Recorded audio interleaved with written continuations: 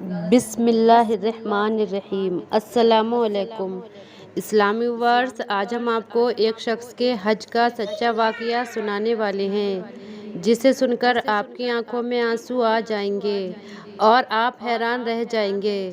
حج پر جانے والے اس شخص کے ساتھ کیا ہوا، چلیے آپ کو بتاتے ہیں۔ لیکن اس سے پہلے اگر آپ میرے یوٹیوب چینل پر نئے آئے ہیں تو چینل کو ضرور سبسکرائب کر لیں۔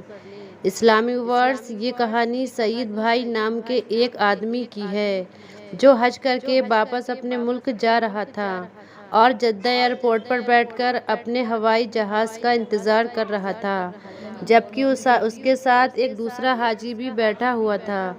دونوں حج ادا کرنے کے بعد واپس وطن جانے والے حاجیوں میں شامل تھے۔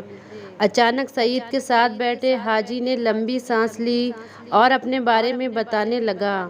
اس حاجی کا نام عبدالباری تھا۔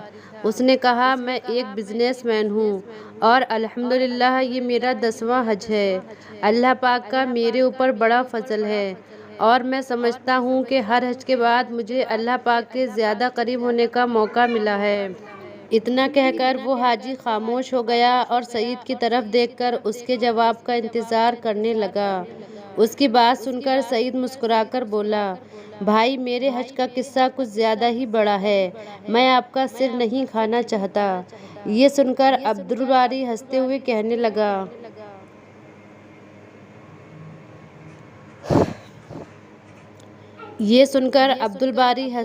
کہنے لگا، کوئی بات نہیں، ایک تو ہم یہاں انتظار کے سوا کچھ اور کر نہیں رہے اور دوسرا یہ کہ یہاں کھانے کی چیزیں باہر سے 20 گنا زیادہ مہنگی ہیں، بس ایک سر فری میں کھانے کو ہے۔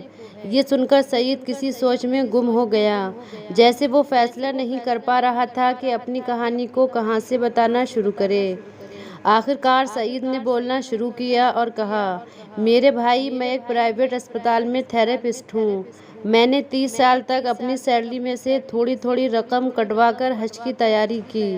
اس بار حج پر جانے کے لیے میرے پاس پورے پیسے ہو گئے تھے۔ سعید نے آگے بتایا کہ میں نے اسپتال سے اپنے پیسے لیے اور کمرے سے باہر نکلا۔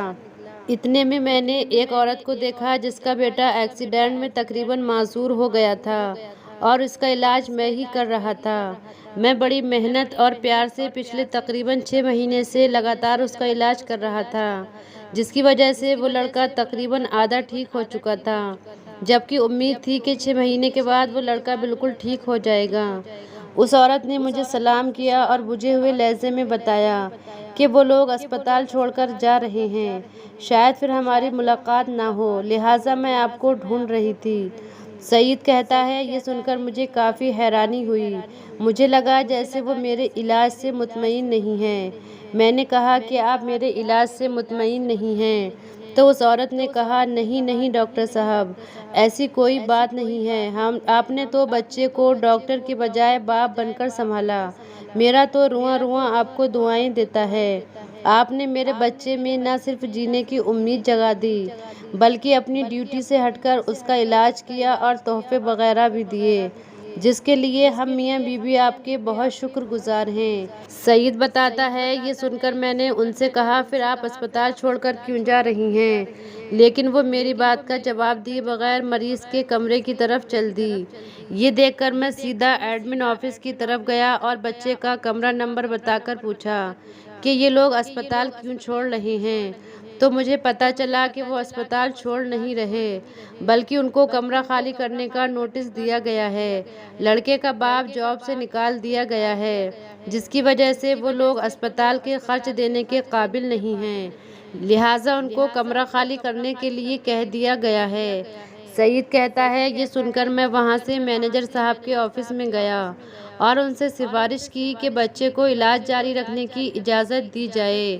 میری بات ابھی پوری بھی نہیں ہوئی تھی کہ اتنے میں مدیر، جو مینیجر تھا، اس نے کہا کہ سعید، یہ ایک پرائیویٹ اسپتال ہے، کوئی چیریٹی ادارہ نہیں، یہاں وہی علاج کروا سکتا ہے جو خرچوں کی طاقت رکھتا ہے۔ مدیر کا یہ جواب سن کر میں جیسے ہی مڑا تو میرا سیدھا ہاتھ میری جیب سے ٹکرا گیا جس میں میرے حج کے پیسے رکھے ہوئے تھے۔ آفس سے نکل کر میں نے آسمان کی طرف دیکھا اور کہا، کہ اے اللہ پاک تو اچھی طرح جانتا ہے مجھے تیرے گھر آنے کا کس قدر شوق ہے، اور اب جبکہ میرا خواب ایک حقیقت بننے والا ہے تو اس بچے کی زندگی کا سوال کھڑا ہو گیا ہے، مگر تو بے نیاز ہے، میں حج پر نہ آ سکا تب بھی مجھے اپنے فضل سے محروم مت کرنا۔ سعید کہتا ہے اس کے بعد میں نے اس بچے کے اگلے 6 مہینے تک کے پیسے جمع کر کے ان کے اسپتال سے نکلنے کا آرڈر کینسل کرا دیا۔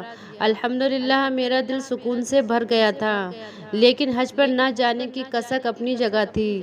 یہ سن کر دوسرا حاجی عبدالباری جو سعید کی بات سن رہا تھا وہ کہنے لگا آپ نے اپنے حج کے پیسے اس عورت کے بچے کے علاج کے لیے دے دیے تو آپ حج پر کیسے آ گئے؟ یہ سن کر سعید بھائی نے کہا جب میں گھر آ کر لیٹا تو حج کے مناسک کا ایک ایک منظر میری نظروں میں گھوم رہا تھا۔ میں نے کئی بار بیت اللہ کا خیالی طواف کیا تھا، کئی بار لبیک اللہم لبیک کہتے کہتے مجمع کے ساتھ اپنی آواز ملا کر ان کا حصہ بن گیا تھا۔ پتہ نہیں کب میری آنکھوں سے آنسو بہنا شروع ہو گئے اور میں بہتے آنسوؤں کے ساتھ ہی سو گیا۔ میں نے دیکھا کہ میں بیت اللہ کا طواف کر رہا ہوں اور لوگ مجھے میرا نام لے لے کر حج کی قبولیت کی بشارتیں دے رہے ہیں۔ وہ کہہ رہے ہیں اے سعید اللہ پاک نے تیرا حج قبول کر لیا، ہمارے حج کے قبولیت کے لیے بھی دعا کرو۔ سعید کہتا ہے اسی کیفیت میں فون کی گھنٹی نے مجھے جگا دیا۔ فون پر اسپتال کا مینیجر تھا جو کہہ رہا تھا کہ اسپتال کا مالک حج پر جا رہا ہے، وہ اپنے خاص معالج کے بغیر کبھی نہیں جاتا، مگر اس دفعہ اس کے معالج کی بیوی شدید بیمار ہو گئی ہے، جو بیوی کو اس حال میں چھوڑ کر باس کے ساتھ حج پر نہیں جا سکتا، لہٰذا آپ کو ان کے ساتھ بھیجنے کا فیصلہ کیا گیا ہے۔ آپ اپنے ضروری کاغذات اسپتال کے ایڈمن آفس میں پہنچا دیں۔ سعید کہتا ہے میں نے سب سے پہلے تو شکرانے کے نفل ادا کیے، پھر کاغذات آفس والوں کے حوالے کیے، یوں اللہ پاک نے مجھے اپنے گھر بلانے کا انتظام کر دیا۔ حج کے بعد اسپتال کے مالک نے مجھے میری خدمات کا معاوضہ دینا چاہا تو میرے آنسو نکل پڑے اور میں نے اس کو بتایا کہ اس نے مجھے حج کرا کر مجھ پر اتنا بڑا احسان کیا ہے، لہٰذا میں نے جو بھی اس کی خدمت کی ہے وہ کچھ بھی نہیں ہے، وہ معاوضے کی بات نہ کریں۔ پھر میں نے اسپتال مالک کو سارا واقعہ تفصیل کے ساتھ سنایا، یعنی اس بچے کے اور اپنے بارے میں بتا دیا، جس پر اس نے مکے سے ہی فون کر کے اس بچے کے مکمل علاج تک اسے اسپتال میں بنا پیسے لیے رکھنے کے لیے کہا، اور اس عورت کے شوہر کو یعنی بچے کے باپ کو اپنی ایک فیکٹری میں سپروائزر کی پوسٹ پر رکھ لیا، اور اسپتال والوں کو میرے سارے پیسے مجھے واپس کرنے کے لیے کہہ دیا۔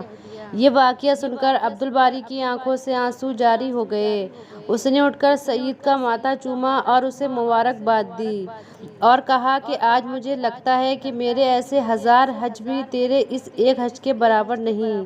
اس نے اس کے اس طرح حج پر آنے کی تعریف کی اور کہا حاجی سعید اللہ پاک سے میرے حج کی قبولیت کی بھی دعا کر دو۔ اللہ پاک تمہارے حج میں برکت دے۔ سبحان اللہ۔ یہ ویڈیو دیکھ کر یقیناً آپ کا دل خوش ہو گیا ہوگا۔